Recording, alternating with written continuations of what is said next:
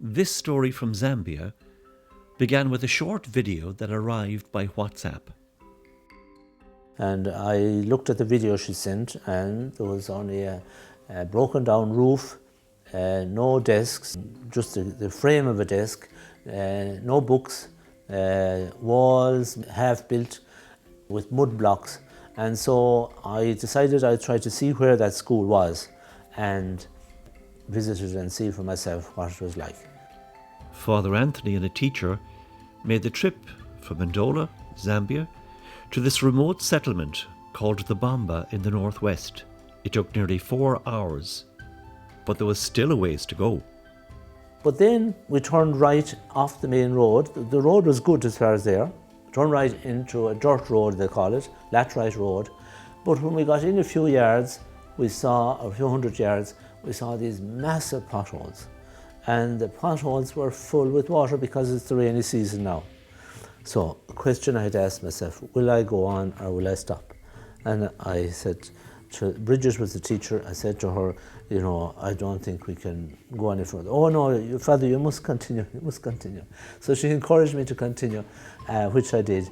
And a few times I had to get out and get a stick to measure how deep was the pothole so that I'd know that it was my car was able to go through the pothole. So eventually we got to the community school, which is about 45 minutes from the main road, because you were only going at 5 kilometres an hour in this terrible, terrible road. So I got to that school, and there to meet us was Mr. Timbo. He was the headmaster of this community secondary school, or it's a joint school. It has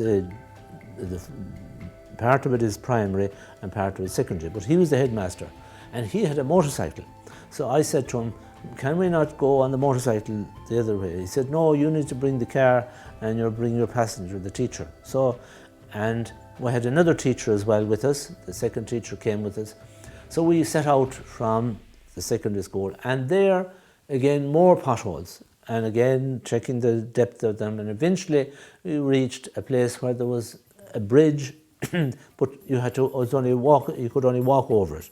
You couldn't drive the car, there was no proper bridge. So we had to park the car there and walked 5 kilometres to the school. We were walking under the shade of trees that were untouched, and the shade was so beautiful. The birds were singing, there was no sunshine, it was cloudy weather because it was the rainy season now. And we got there and discovered the school was there. Just the school, two classrooms together. And we asked the teacher, what goes on here? And she said, well, we had about 140 pupils last year, and this year we're expecting to be about 150 or 158. And in these 2 classrooms, yes. And there's 2 teachers, yes. And no, as I said, only the blackboard is the only thing you could recognize that it was a school. This is my classroom. There are 2 grades here. There's a grade 1 and the grade 2s. They are combined here. So these are the desks that they use. They don't have the bases and where to write from.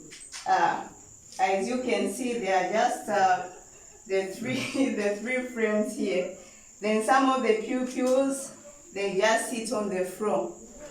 Other thing is it was already looking like a shed, and very low ceiling, so it would be very, very hot. So we had a chat with the Parent Teacher Association chairperson. He was there and his committee was there. They came to meet us, and then some children came who lived locally. The people who were there are farming community, and they were miners who were retrenched, if you like. They're interested in getting a school for their children. But the biggest challenge is this bridge.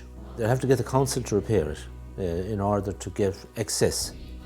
Then when you cross over the bridge, there's no road, there's a path that we walked, like a sheep's path, the width of a person walking. So there'll have to be a road built there for about 3 or 4 kilometres.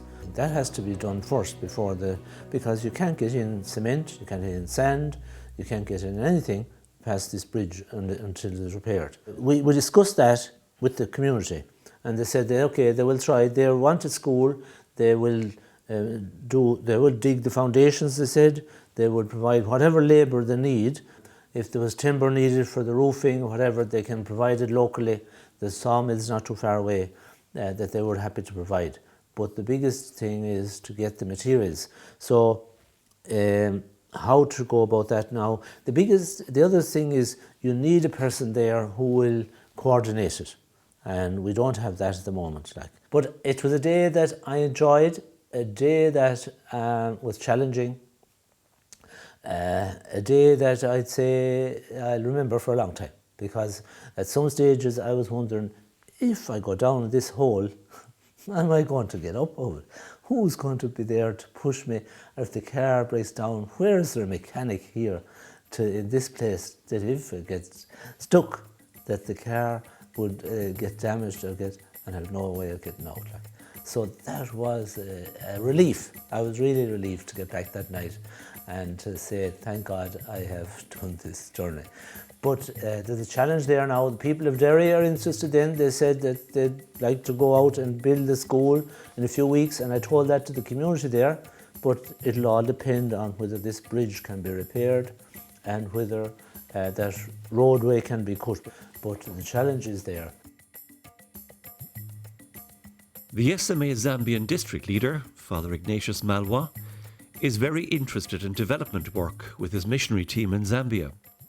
So he has taken a keen interest in the prospect of building a community school in the Kalalushi district of Zambia.